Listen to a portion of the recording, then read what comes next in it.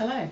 Today I'd like to show you how to use paperback fusible webbing to do some applique. Well, we're just going to prepare for applique today. I can show you how to do the applique another time. So I'm going to talk a little bit about the paperback fusible webbing. Fusible webbing comes in various grades, so today we're just using a lightweight one because when we do our applique we don't want it to go really stiff and hard.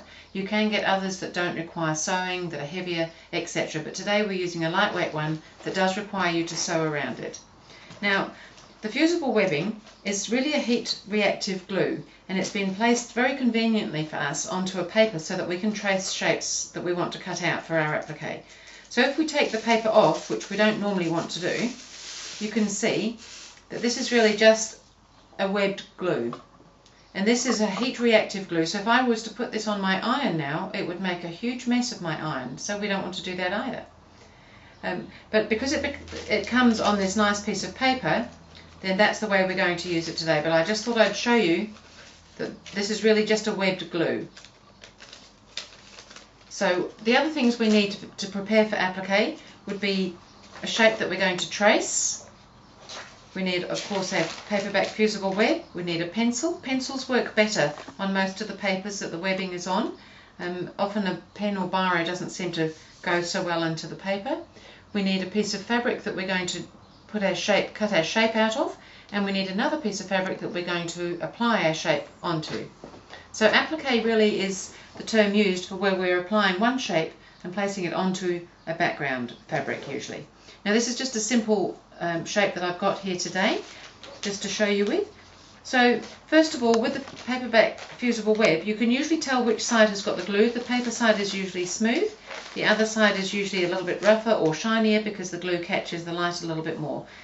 So you want to place the glue side down onto your shape and the paper side up, so that's the side we'll be drawing on.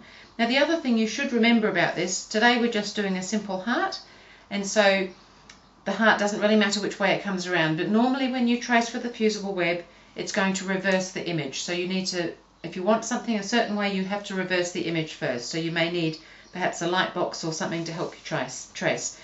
But today I can just show you this simple shape here. I'm just going to trace it with my pencil. So trace right on that line. And then we're going to roughly cut out that shape, not on the line, but just nearby. So I've got some scissors here. So I don't want to cut out on the line, and I'm actually just going to cut that into a little bit of a square because it's going to fit on to my piece of fabric that I'm going to make the heart out of. So now I'm going to iron that with the glue side against the wrong side of the fabric.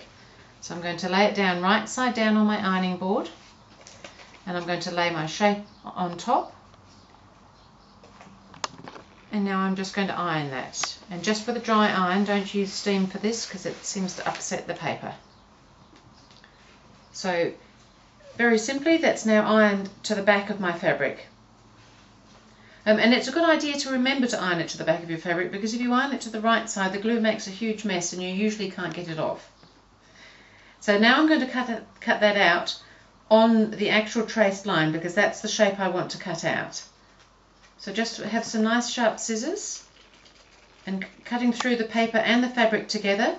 Don't worry about the paper, it's only fine paper, it won't upset your scissors. So as you can see, I'm just cutting that out carefully on that drawn line.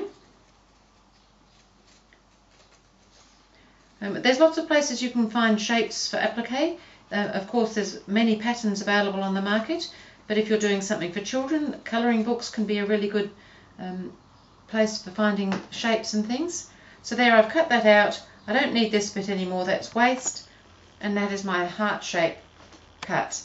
And now I've got to work out how to get it onto the background fabric.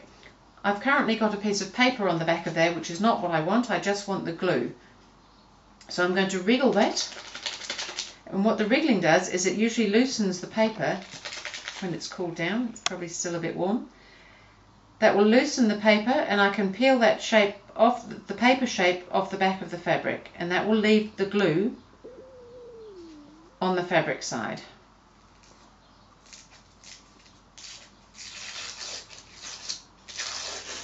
Okay, so that's just the paper now, and you can feel that that's now got a glue on the back of the fabric. And now I'm going to take my piece of fabric that I'm going to iron my applique onto, place it right side up, this time on the ironing board, and now carefully position in the center. If you're trying to line something up, say a heart which has got a center line, you could do a finger press line in your background fabric if it's a small piece like this, and you could position it so that the line follows through top and bottom, and just keep an eye on where it's sitting on there. And now that's going to be all ready. I'm just going to position the iron over that and just run the iron over it till it gets nice and hot. You don't want to leave it on there too long, keep it moving around a little bit, and that should do it. And so there I've got my heart all cut out, fused on. You can see that that's going to stay there so that when you sew around that, it's not going to move at all. So that's all ready to go. That's how you use the paperback fusible webbing to prepare for applique. Thank you.